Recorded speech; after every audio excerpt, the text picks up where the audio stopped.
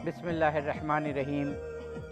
नाज़रीन मोहतरम, सच tele vision की जानिब से प्रोग्राम की सीरीज़ हम सब का पाकिस्तान और मैं हूं आपका मेज़बान अज़हर अली आबिदी। नाज़रीन, जश्न आज़ादी के हवाले से सच टेली विज़न में ये सीरीज़ जारी है और आप हमारे मुल्क के बेहतरीन दानिश्वरों और माहिरीन तालीम, माहिरीन तारीख़ पाकिस्तान की गुफ्तगू समाअत फरमा रहे हैं। आज भी हम सब का पाकिस्तान के उन्वान से गुफ्तगू है। नाज़रीन, ये हम सब का पाकिस्तान है। हम मज़दूर हों, हम किसान हों, हम प्रोफेसर हों, हम डॉक्टर हों, हम किसी भी शोबे ज़िंदगी से ताल्लुक़ रखते हों, किसी भी सूबे से ताल्लुक़ रखते हों, किसी भी ज़बान बोलने वाले तबक़े से ताल्लुक़ रखते हों, हम सब इस पाकिस्तान से मुस्तफ़ीज़ हो रहे हैं। ये अल्लाह की बहुत बड़ी नेमत है। ये वतन जिसमें जोग्राफ़ियाई तनव्वुर भी है, जिसमें मुख्तलिफ़ कौमियतों के लोग भी हैं, मुख्तलिफ़ सलाहियतों के लोग भी हैं, जो वैरायटी और डाइवर्सिटी अल्लाह ताला ने हमें अता की है, दुनिया में बहुत कम ममालिक को है। अब ज़रूरत इस बात की है कि हम अपनी सलाहियतों को, हम अपनी मुख्तलिफ़ मैदानों में जो अल्लाह ने हमें एक्सपर्टीज़ दी हैं, उनको इस्तेमाल करें, इस मुल्क को जन्नत नज़ीर बनाएं और ख़ुद भी इससे इस्तिफ़ादा करें और फिर मुल्क की तामीर व तरक्की में भी हिस्सा लें। उन अक़वाम को देखें कि जिनके पास आज मुल्क नहीं है, कौमियत नहीं है, किसी भी वजह से जंग व जदल की बिना पर या इस्तेमार के कब्ज़े की बिना पर, उन अक़वाम की क्या हालत है। हमें चाहिए कि हम यकजान होकर अपनी सलाहियतों के बेहतरीन इस्तेमाल के साथ इस मुल्क को भी तरक्की दें और उन अक़वाम की भी मदद करें जो पिछड़े हुए हैं और पीछे हैं। इसी पर गुफ्तगू के लिए हमारे साथ मौजूद हैं डॉक्टर शाहिद इकबाल कामरान साहब। खुशामदीद कहता हूँ सर आपको। आप हमारे मुल्क की मारूफ़ यूनिवर्सिटी में पढ़ाते हैं और पाकिस्तानियात, इक़बाल, क़ायद आज़म, तारीख़ पाकिस्तान आपका तख़स्सुस है। हमारे साथ एक और शख्सियत मौजूद हैं, प्रोफेसर डॉक्टर इनायत कलीम साहब। आप भी हमारे मुल्क की एक मारूफ़ यूनिवर्सिटी में एक शोबे को हेड करते हैं और इंटरनेशनल पॉलिटिक्स आपका शोबा है। दोनों शख्सियात का डॉक्टर साहब आपका बेहद शुक्रगुज़ार हूँ। आपसे शुरू करते हैं डॉक्टर साहब। मौजू तो हमारा वही जो अभी ज़िक्र किया कि ये हम सब का पाकिस्तान है। ये कोई एलीट्स का पाकिस्तान नहीं है, ये कोई किसी एक तबके का पाकिस्तान नहीं है, ये किसी जिसको कहते हैं कि बिल्कुल किसी एक नैरो मकतबे नज़र का पाकिस्तान नहीं है। ये सब का पाकिस्तान है, तो इसमें कंट्रीब्यूट भी हमें सबको करना चाहिए। बहुत शुक्रिया अभी साहब।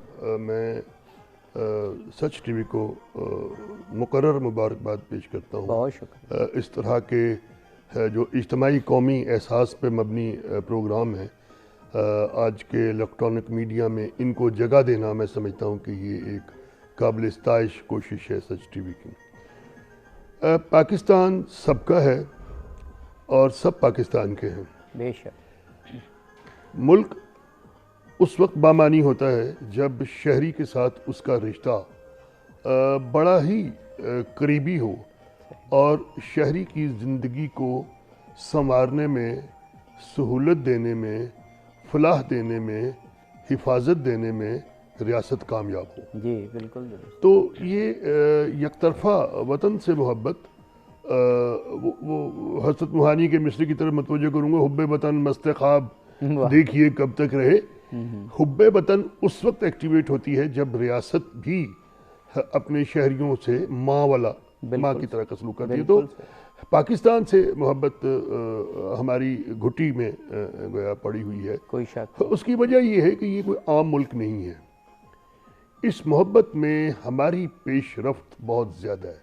वजह उसकी हमारी तारीख़ है। हमने बड़ी जदोजहद के बाद, हमने बड़ी कोशिश और काविश के बाद, और ये हमसे मुराद मैं एक नस्ल का या दो नस्लों का, यहाँ मैं सैयद अहमद ख़ान की तस्वीर देख रहा हूँ। हमारी जो कौमियत की तारीख़ है, उसके यानी बानियों में पहले नामों में इनका नाम आता है। कोई शक नहीं। 1817। बल्कि हमारा आज का मौजू भी यही है कि सर सैयद से लेकर और फिर क़ायद आज़म तक मुस्लिम फ़िक्र का इर्तिक़ा, तसलसल ये रहा कि हमारी पाकिस्तान को और हमारी पाकिस्तानी कौमियत को اور اس وطن جس کا نام پاکستان ہے خود سے ہماری جذباتی وابستگی کو سمجھنے کے لیے آپ کو 2 صدیوں کے حالات کا 19ویں صدی جی جی جس کا تعلق سید احمد خان سے ہے واہ اور 20ویں صدی جس کی نمائندگی علامہ محمد اقبال اور قائد اعظم محمد علی جناح یہ نسل کرتی ہے.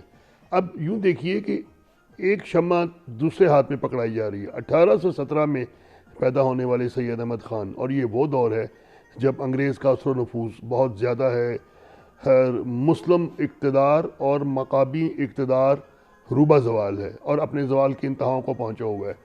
1898 تک ان کا عرصہ حیات ہے. یعنی یہ کہ سید احمد خان کی کہانی دلی سے شروع ہوتی ہے، دلی میں پیدا ہوئے، علی گڑھ میں تمام ہوتی ہے جہاں انہوں نے وفات پائی.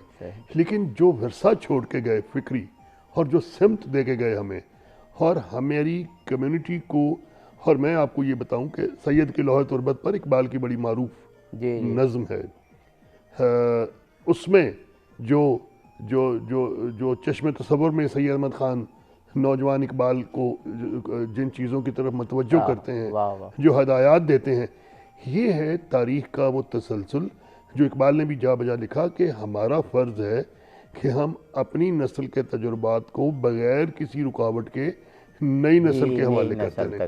تو یہ جدوجہد جو ہے قومیت کی تعمیر و تشکیل، دیکھیے بہت بڑا سوال ہے. آج کی دنیا میں یہ سوال تھوڑا سا زیادہ بڑا ہو گیا ہے کہ مذہب کا آپ کی قومیت کے ساتھ کیا تعلق ہو سکتا ہے، یا اور پولیٹیکل سائنٹسٹ یہ بھی پوچھتے ہیں کہ کیا قومیت کے عنصر کے طور پہ ہم مذہب کو شمار کر سکتے ہیں. اچھا، اس پہ گفتگو یہ بڑا اہم کوشچن ہے، اور جو آج کا موضوع کہ سر سید سے قائد اعظم تک جو مسلم فکر کی ارتقا ہوئی اس سے بھی بڑا ریلیونٹ ہے کوشچن.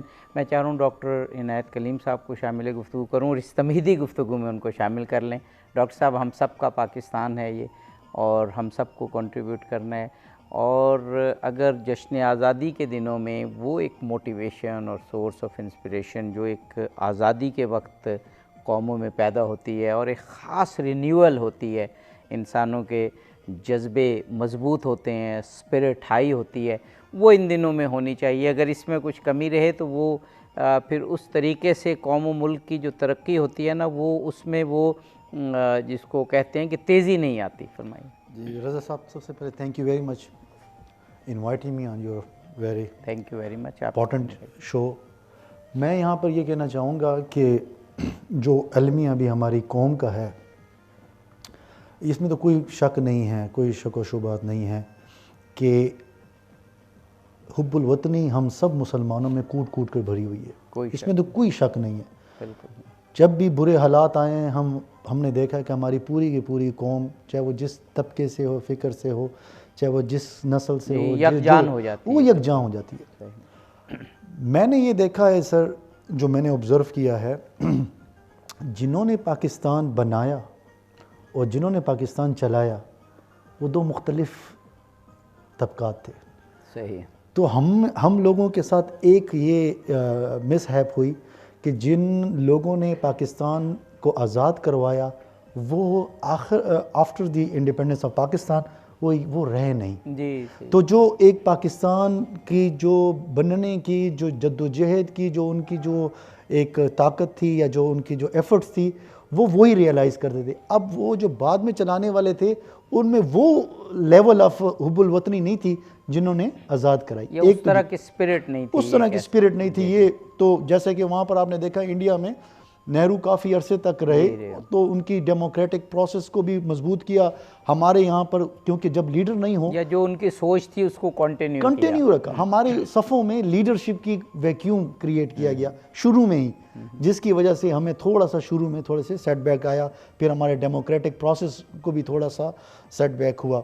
اب دوسری طرف میں یہ دیکھتا ہوں کہ یہ 14 اگست ایک ڈیفرنٹ ہے ہم سب کے لیے. اس کی وجہ یہ ہے کہ اب یہاں پہ جو رہنے والے مسلمان ہیں وہ کشمیر کے لوگوں کے مسلمانوں کو بھی دیکھ رہے ہیں جو کہ ٹوٹل ہی انسرکلڈ ہیں، کرفیو میں ہیں. دوسرے وہ انڈیا میں کہ مسلمانوں کو بھی دیکھ رہے ہیں جو ان کے ساتھ ناروا سلوک وہاں پہ ہو رہا ہے. بہت آپ نے صحیح اب اس سچویشن میں جو وہ لوگ جو وہ کہتے تھے، جو ابھی بھی ہمارے صفوں میں ہوتے ہیں اور وہ کہتے ہیں کہ جی 2 نیشن تھیوری تو یار ویسے ہی تھا، ضروری نہیں تھا، ہم ایک ہی بارڈر کی ضرورت ہی نہیں تھی. اب وہ ریئلائز کر رہے ہیں کہ جو قائد اعظم نے جو 2 قومی نظریہ پیش کیا، اب ان کو ریئلائز ہو رہا ہے کہ وہ ویسے نہیں تھا. کھلی فضا میں رہنا، سوچنا، بات کرنا اور ایک تنگ نظری سچویشن میں آپ رہ کے بات کریں تو اس میں 2 ڈیفرنٹ. بالکل ڈاکٹر صاحب، وہ اب جو گفتگو کا تسلسل ہے موضوع کے حساب سے، وہ تو یقیناً آپ دونوں شخصیات چلائیں گے، سر سید اور پھر علی برادران اور پھر اقبال اور پھر قائد اعظم. لیکن مجھے ڈاکٹر صاحب کی بات سے ایک بات یاد آئی، وہ جو انڈیا اور کشمیر کی مثال دی. مجھے یاد ہے کسی صحافی نے، کسی برٹش صحافی نے غالباً یہ قائد اعظم سے پوچھا تھا پاکستان بننے کے بعد کہ پاکستان بنا تو آپ کیا سمجھتے ہیں، آپ نے صحیح کیا یا غلطی کی؟ تو میں جب یہ پڑھ رہا تھا نا، پہلی دفعہ جب میں نے یہ بات پڑھی تو میرے ذہن میں تھا کہ قائد اعظم نے اتنی اسٹرگل کی ہے اور اتنا کنونس کیا ہے انہوں نے قوم کو، ان کے پاس تو بے پناہ دلائل تھے، تو وہ فوراً 1 2 3 4 کر کے دلائل دیں گے. لیکن قائد اعظم نے ایک جواب دیا کہ تاریخ فیصلہ کرے گی، تاریخ بتائے گی کہ میرا پاکستان حاصل کرنا، ہماری قوم کا پاکستان حاصل کرنا درست فیصلہ تھا یا غلط تھا. میں کہتا ہوں یہ انہوں نے تو کنونس کیا تھا پوری قوم کو، لیکن یہ ان کی عظمت تھی کہ انہوں نے کہا کہ ٹھیک ہے میں نے تو بنا دیا، اب تاریخ بتائے گی آپ کو کہ یہ کیسا تھا اور کیوں تھا. فرمائیے گا. یہ تاریخ جو ہے، تاریخ سیاسیات میں تاریخ ایک زندہ کردار ہوتی ہے. جی بالکل. تاریخ اپنے آپ کو دہراتی نہیں ہے، ہم تاریخ کو دہرانے کی کوشش کرتے ہیں. اور جو قوم یا جو گروہ اپنی تاریخ کے ساتھ کھیلے، تاریخ اس کے ساتھ بہت برے طریقے سے کھیلتی ہے. جی اسی کو پھر ہم کہہ دیتے ہیں کہ ان کی تاریخ دہرا رہی ہے. بالکل آپ نے ویسا ہے نہیں. یہ مباحث اب نہیں ہوتے کہ پاکستان بننا چاہیے تھا، مل کے شروع میں رہے، بہت عرصہ رہے. 2 چیزیں ہوئیں. اس کا باعث یہ چیز بنی کہ وہ جو 6 جون کا پلان تھا، جس پہ سب کانٹیننٹ کی تمام پولیٹیکل پارٹیز نے ایگری کیا تھا، سائن کیے تھے، اور جس سے نہرو اور پاٹیل نے بیک آؤٹ کیا تھا، اور پھر تقسیم ہند کا فیصلہ ہوا. بنیادی بات ہے قائد اعظم محمد علی جناح کی اسٹیٹمنٹ کا آپ نے حوالہ دیا. میں انہی کی ایک بیان کا حوالہ دوں گا جو اقبال کے بارے میں انہوں نے کہی تھی کہ آج اگر اقبال زندہ ہوتے تو وہ دیکھتے کہ بالآخر یعنی شروع میں قائد اعظم محمد علی جناح کا بطور سیاستدان موقف کچھ دوسرا تھا کہ بالآخر ہم اسی نتیجے میں پہنچے جس کی طرف انہوں نے ہماری یہ جو مجھے یاد پڑتا ہے جو لیٹرز چھپے تھے ان کا پریفیس جو لکھا تھا انہوں نے کہ جو جس کی طرف انہوں نے ہماری رہنمائی کی تھی. ہندوستان میں ایک کتاب آئی، آپ جانتے ہیں، تقسیم کے اوپر خوشونت سنگھ کی، جسونت سنگھ کی کتاب آئی. تو وہ انٹرنل ایویڈنس ہے ہمارے اس موقف کی کہ ہم ایک قوم کیوں نہیں رہ سکتے ایک قوم کے طور پہ. دیکھیے سب کانٹیننٹ میں بعض باتیں بڑی یونیک ہوئیں سیاسی تاریخ میں. ان یونیک باتوں میں، ان اچھوتی اور ان نادر باتوں میں ایک بات قومیت کا وہ تصور ہے جسے اقبال نے پروان چڑھایا اور جس کی بنیاد کسی بھی مادی چیز پر نہیں رکھی گئی. اس وقت حیرت انگیز طور پہ، ناقابل فہم طور پہ، افسوسناک طور پہ ہماری جتنی بھی مذہبی سیاسی جماعتیں تھیں انہوں نے اس کی مخالفت کی. لیکن آج اس کی سچائی، یعنی آپ یہ دیکھیے، میں حیران ہوتا ہوں کہ ہمسایہ ملک میں وہی سیاسی جماعتیں جن کے پاکستانی ونگ یہاں کام کر رہے ہیں، وہی سیاسی جماعتیں وہاں سیکولرزم کی بہت بڑی حمایت کرتی ہیں. انہیں ہمسایہ ملک میں سیکولرزم چاہیے اور پاکستان میں انہیں کچھ اور چاہیے. تو یہ اس سے بڑی تاریخی عملی شہادت مل نہیں سکتی ہمارے 2 قومی نظریے کو کہ ہندوستان اور پاکستان میں ایک قوم نہیں 2 قومیں رہتی ہیں جو ہر طرح سے الگ ہے. اب یہ جو قضیہ ہے کشمیر کا، میں تصور یہ کرتا ہوں عابدی صاحب کہ اگر انگریز جاتے جاتے اس قضیے کا بیج یعنی گرداسپور کو ہندوستان کے حوالے کرنا نقطۂ آغاز تھا جی اس کا. اگر گرداس جس طرح تقسیم کے وہ نہ ہوتا تو کشمیر مل ہی نہیں تو سکتا تھا. وہ تھا. اور یہ قضیہ پیدا نہ ہوتا اور یہ دونوں ملک یورپین یونین سے بڑے الائی ہوتے اور سپر پاور ہوتے. تو ان کے پوٹینشیل کو دونوں طرف سے اس مخاصمت نے اور اس بے وجہ مخاصمت میں جو انسانی المیے نے جنم لیا وہ وہی ہے کشمیر کا، جس کے لیے اقبال کے دل میں بڑا درد تھا اور جس کے لیے انہوں نے نظمیں لکھیں، جس کی توصیف میں اور جس کے درد کو وہ خود کشمیری تھے. صحیح بات. تو اس درد کو ان سے زیادہ تو کوئی سمجھ ہی نہیں سکتا تھا. بہت آج ہماری جو ان کے لیے حمایت ہے، ہماری جو ان کے لیے کوشش ہے، وہ دیکھیے میں آپ سے یہ کہتا ہوں، بلکہ سب سے ہی کہتا ہوں، بھائی محبت کرنا کافی نہیں ہے.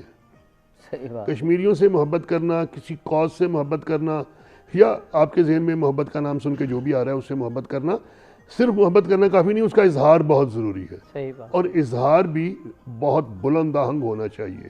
اسی طرح نفرت کا بھی، آپ کے جذبوں کا، حب وطن کی بات ہو رہی ہے، ہمیں وطن سے محبت کرنی ہے لیکن ہمیں اس کا اظہار بھی کرنا ہے اور کم از کم ایک ثبوت جی ہونا چاہیے. ہمیں آپ نے ضرور بڑی دینا آسان چاہیے. بات کر دی. ہمیں اس محبت کا کم از کم ایک ثبوت اپنی زندگی میں. میں استاد ہوں تو اپنی زندگی میں، میں ڈاکٹر ہوں، انجینئر ہوں، طالب علم ہوں، مزدور ہوں، کسان ہوں، میں کسی بھی شعبہ زندگی سے تعلق رکھتا ہوں، میرا دعویٰ ہے میں وطن سے محبت کرتا ہوں. تو مجھے چلے میں آپ کے سامنے جواب دے نہیں ہوں، ڈاکٹر صاحب کے سامنے جواب دے نہیں ہوں، تنہائی میں میں اپنے آپ کو مطمئن کر لوں کہ میں نے وطن سے محبت کا ایک اہم بات کی کہ جب آدمی سوچے کہ وطن تو مجھے بہت کچھ دے رہا ہے. ظاہر ہے ہم زندہ ہی نہیں رہ سکتے اس وطن کی ہواؤں کے بغیر اور اس کی نعمات کے بغیر، تو ہم اس کو کیا دے رہے ہیں. ڈاکٹر عنایت کلیم صاحب. جی میں ڈاکٹر صاحب کی بات کو آگے بڑھاؤں گا. انہوں نے قومیت کی بات کی، مجھے بہت ایک انٹرسٹنگ قصہ قائد اعظم محمد علی جناح کا یاد آ گیا. وہ ایک سپیچ، اصل میں قائد اعظم کو جب بھی ٹائم ملتا تھا تو وہ اسٹوڈنٹس کو ایڈریس کرنے چلے جاتے تھے اور بہت یوتھ کے ساتھ ان کا بہت زیادہ لگاؤ تھا. اسلامیہ کالج اور علی گڑھ اور اسلامیہ کالج تھا اور اس طرح کے ایک دو اور تھے جن میں ان کی پراپرٹی بھی ڈیوائیڈ کی گئی. اسلامیہ کالج پشاور کو انہوں نے دی، جی علی گڑھ کو دی، علی گڑھ ایک اور بھی تھا مدرسہ سندھ مدرسہ الاسلام جہاں جو ان کے. جی بالکل. اب میں ایک دفعہ وہ اسپیچ کر رہے تھے، اسٹوڈنٹس کو ایڈریس کر رہے تھے، تو اس میں ایک ہندو اسٹوڈنٹ کھڑا ہوا اور انہوں نے قائد اعظم محمد علی جناح سے کہا کہ آپ اور مجھ میں کوئی فرق نہیں ہے، میرے ساتھ مسلم بیٹھے ہوئے ہیں. اس کے ساتھ ہی لڑکے کے ساتھ مسلمان لڑکا بیٹھا تھا، کہتا ہے یہ بیٹھا ہوا مسلمان ہے، میں ہندو. اچھا ڈاکٹر صاحب، آپ بہت اہم قائد اعظم کا ایک قصہ سنانے والے ہیں. ہمیں ایک وقفہ لینا ہے تو دلچسپی ہماری برقرار ہے. وقفے کے بعد آپ کی قصہ سنائیے گا. ناظرین، ہم سب کا پاکستان بہت ہی شگفتہ، بہت ہی خوبصورت گفتگو ہو رہی ہے جو ہمارے دل سے بہت قریب ہے. یہ ملک، یہ خطہ، اس کی فضائیں، اس کی ہوائیں، اس کے دریا، اس کے میدان، اس کے پہاڑ، اس کی فصلیں، اس میں بسنے والے لوگوں کا تنوع، یہ سب کچھ ہمارے لیے نعمت ہے. خدا کرے کہ ہم ان نعمات کو سمجھیں، شکرانہ بھی ادا کریں، کنٹریبیوٹ بھی کریں. ابھی یہ دلچسپ پروگرام جاری ہے، ہمارے ساتھ رہیے، جلدی واپس آتے ہیں.